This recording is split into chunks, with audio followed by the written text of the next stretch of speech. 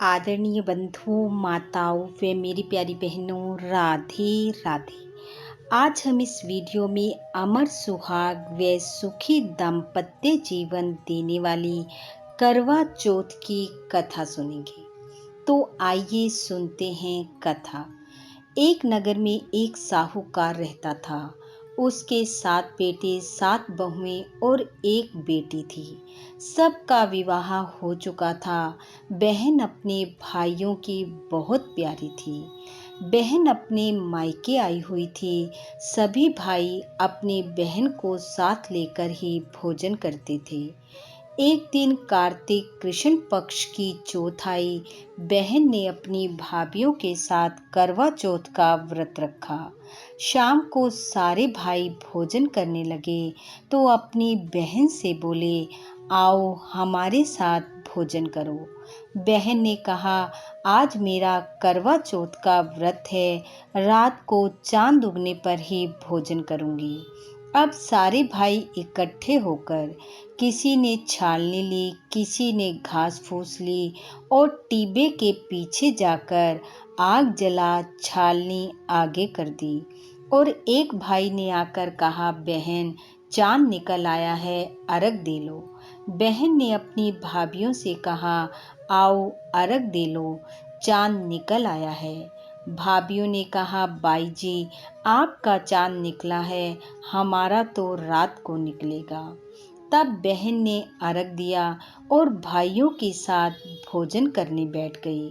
भोजन की पहली गराई ली तो बाल आ गया, दूसरे में मक्खी आ गई और तीसरी में ससुराल से बुलावा आ गया कि बाई का पहुना बीमार है, भेजो। ऐसा सुनकर माँ ने बेटी की विदाई की तैयारी की। बेटी को साड़ी पहनाने के लिए माँ ने संदूक खोला तो सबसे पहले सफ़ेद साड़ी हाथ में आई। माँ ने 3 बार संदूक खोला, तीनों बार सफ़ेद साड़ी हाथ लगी। माँ ने बेटी को साड़ी पहना दी और चलते हुए एक सोने का टका उसके पल्ले से बांध दिया और कहा कि बेटी, ससुराल के रास्ते में हर किसी के पैर छूती जाना, जो तुझे सुहाग की आशीष दे उसे यह टका दे देना और देकर पल्ले से गांठ लगा लेना। वह ससुराल के रास्ते में सबके पांव छूती गई, लेकिन किसी ने भी उसे सुहाग की आशीष नहीं दी। सब ने कहा, भाइयों का सुख देखे। और जब वह ससुराल पहुंची तो घर के दरवाजे पर एक छोटी सी ननद खड़ी थी। उसने उसके पैर छुए तो उसने कहा, सील सपूती हो, 7 बेटों की माँ हो, मेरे भाई का सुख देखे। तब उसने वह टका पल्ले से खोलकर ननद को देकर पल्ले के गांठ लगा ली।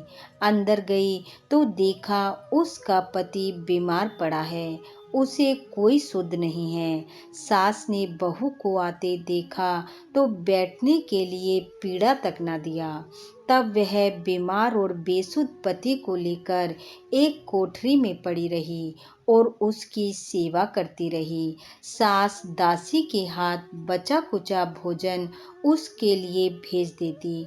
इस प्रकार पति की सेवा करते करते एक माह बीत गया और कार्तिक के बाद मंगसर की चौथ आ गई और उससे बोली, करवा ले भाइयों की प्यारी, करवा ले, दिन में चांद उगानी, करवा ले, घनी बुखानी, करवा ले।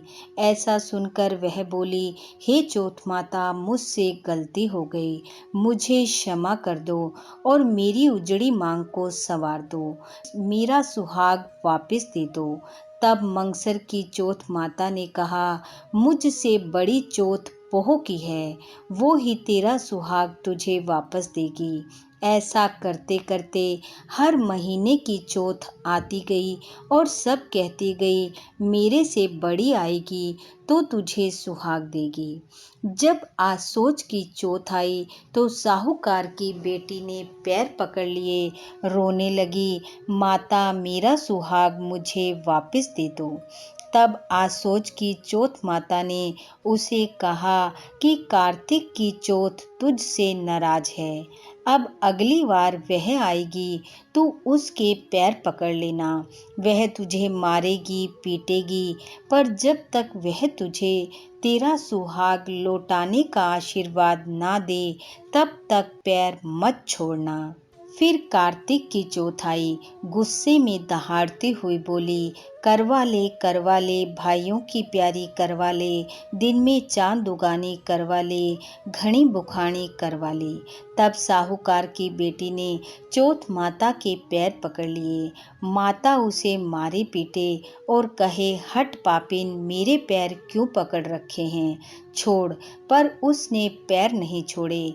रोने लगी, माँ मैं नादान थी, मुझसे गलती हो गई, मेरा सुहाग अब आपके हाथ में है, मेरी बिगड़ी अब आपको ही संवारनी पड़ेगी, मुझे सुहाग देना ही पड़ेगा। उसकी विनती सुन चौथ माता ने उसे माफ कर दिया। और तब माता ने आँख में से काजल निकाला, नाखूनों में से मेहंदी निकाली, टीके में से रोली निकाली और उसके लगाई। जाते जाते उसके पति पर जल का छींटा दिया और वह उठकर बैठ गया। उठते ही बोला, अरे मैं तो बहुत सोया। तब वह बोली, क्या सोए, 12 महीने हो गए मुझे आपकी सेवा करते हुए। ये तो अब चौथ माता हम पर खुश हुई है और आपको ठीक किया है। तब वह बोला, अब हम बड़ी धूमधाम से चौथ का उज्जमन करेंगे। तब उन दोनों ने चौथ का उज्जमन किया, चूरमा बनाया, करवा मिंसा और चौथ माता की कहानी सुनी। उज्जमन कर दोनों चौपड़ पासा खेलने बैठ गए। इतने में उसकी सास ने दासी के हाथ तेल की पली और गुड़ की डली भेजी। दासी ने देखा दोनों चौपड़ पासा खेल रहे हैं। जाकर सास को बताया। सास आई और दोनों को देखकर बहुत खुश हुई और बहू से पूछा, ये कैसे हुआ। बहू ने कहा, मुझे तो चौथ माता ने सुहाग दिया है और सास के पैर छुए। सास ने सुहाग की आशीष दी और फिर सारे नगर में ये ढिंडोरा पिटवा दिया कि हर कोई अमर सुहाग के लिए कार्तिक चौथ का व्रत करे। हे चौथ माता, जैसे साहूकार की बेटी को सुहाग दिया वैसा सबको देना। कहानी सुनने वाले, सुनाने वाले, हुंकारा भरने वाले सबको अमर सुहाग देना, सुखी दाम्पत्य जीवन देना। इन्हीं शुभकामनाओं के साथ आप सबका बहुत बहुत धन्यवाद। इस कथा के बाद या कोई भी व्रत कथा के बाद गणेश जी की कथा जरूर सुननी चाहिए। एक बिंदायक जी महाराज थे। चूंटी में चावल और चम्मच में दूध लेकर घूमें और सबको कहें कि इसकी खीर बना दो। यह देखकर हर कोई कहने लगा, इसकी भी कोई खीर बनती है। तब एक बुढ़िया माई बोली, ला बेटा मैं बना देती हूँ। बुढ़िया माई एक छोटी सी कटोरी लाई। बिंदायक जी बोले, बुढ़िया माई बड़ा टोप चढ़ा। बुढ़िया माई ने कहा, बेटा इतना ही बहुत है, बड़े बर्तन का क्या करेंगे। तब बिंदायक जी बोले, बुढ़िया माई आग पर बड़ा बर्तन रख कर तो देख। बुढ़िया माई ने बड़ा टोप चढ़ा दिया। चढ़ाते ही टोप दूध का भर गया। बिंदायक जी बोले, बुढ़िया माई तू खीर बनाकर रख, मैं बाहर जाकर आता हूँ। खीर बन के तैयार हो गई। बिंदायक जी आए नहीं। बुढ़िया माई का मन खीर पर चल गया। वह दरवाजे के पीछे बैठकर खीर खाने लगी तो पहले बोली, जय बिंदायक जी महाराज, भोग लगाओ। ऐसा कहकर खीर खा ली। इतने में ही बिंदायक जी आ गई और पूछा, खीर बन गई। बुढ़िया माई ने कहा, हाँ बन गई, आओ जीम लो। तब बिंदायक जी बोले, मैं तो तभी जीम लिया जब तूने भोग लगाया।